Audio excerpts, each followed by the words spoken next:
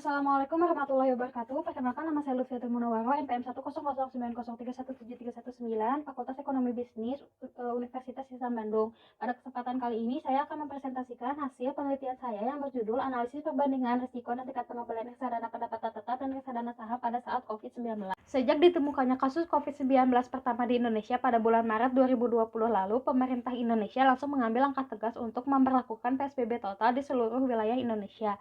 Hal itu menyebabkan seluruh kegiatan masyarakat menjadi terhambat, termasuk kegiatan produksi barang dan jasa.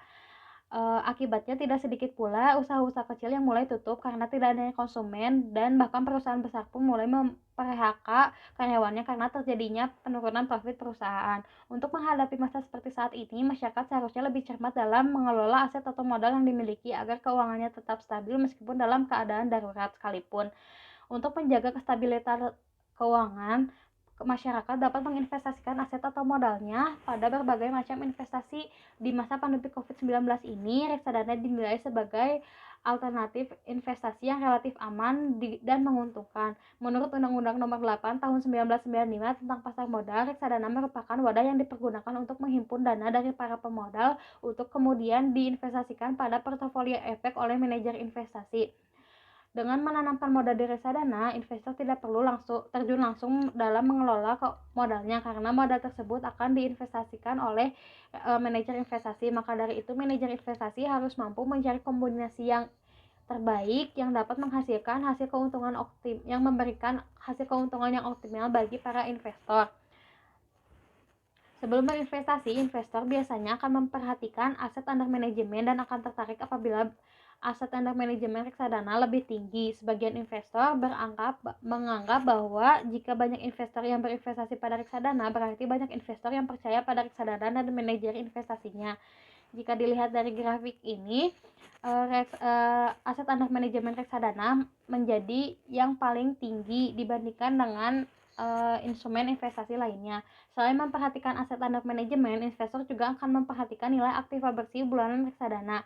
Nilai aktiva bersih merupakan harga dari reksadana. Semakin tinggi nilai aktiva bersih reksadananya, semakin bagus pula kinerja reksadananya. Jika dilihat dari grafik ini, meskipun nilai aktiva bersih reksadana sempat menurun pada bulan Maret, namun bulan berikutnya nilai aktiva bersih reksadana mengalami peningkatan yang signifikan. Hal ini menunjukkan bahwa manajer investasi sebagai pengelola telah mengelola reksadana dengan baik. Untuk memilih reksadana yang baik, investor tidak hanya memperhatikan aset under manajemen dan nilai aktiva bersih, tapi juga mempertimbangkan risiko dan tingkat pengembaliannya.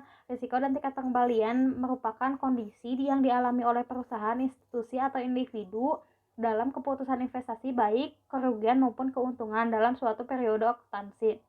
Dalam dunia investasi dikenal adanya hubungan yang kuat antara risiko dan tingkat pengembalian, yaitu jika risiko yang diterima tinggi, maka tingkat pengembaliannya pun tinggi. Begitupun sebaliknya. Dilihat dari grafik perbandingan risiko reksadana pendapatan tetap dan risiko reksadana saham di sini, keduanya sama-sama berfluktuasi. Risiko reksadana saham lebih tinggi dibandingkan dengan risiko reksadana pendapatan tetap.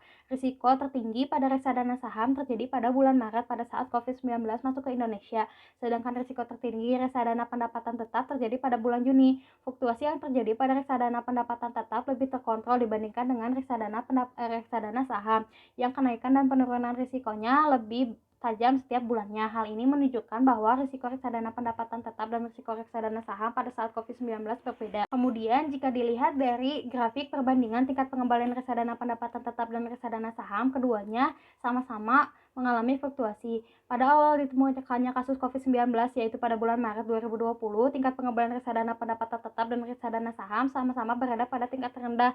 Kemudian keduanya sama-sama naik pada bulan April. Berbeda dengan tingkat pengembalian reksadana pendapatan tetap yang fluktuasinya terbilang stabil dan terkontrol dengan baik, tingkat pengembalian reksadana saham fluktuasinya tidak stabil dan cenderung drastis setiap bulannya. Seperti yang terlihat pada grafik ini, pada bulan September tingkat pengembalian reksadana saham sangat menurun, kemudian melonjak naik pada bulan Oktober. Hal ini menunjukkan bahwa tingkat pengembalian reksadana pendapatan tetap dan reksadana saham itu berbeda. Penelitian ini menggunakan independent sample test untuk menguji apakah ada perbandingan antara risiko reksadana pendapatan tetap dan risiko reksadana saham.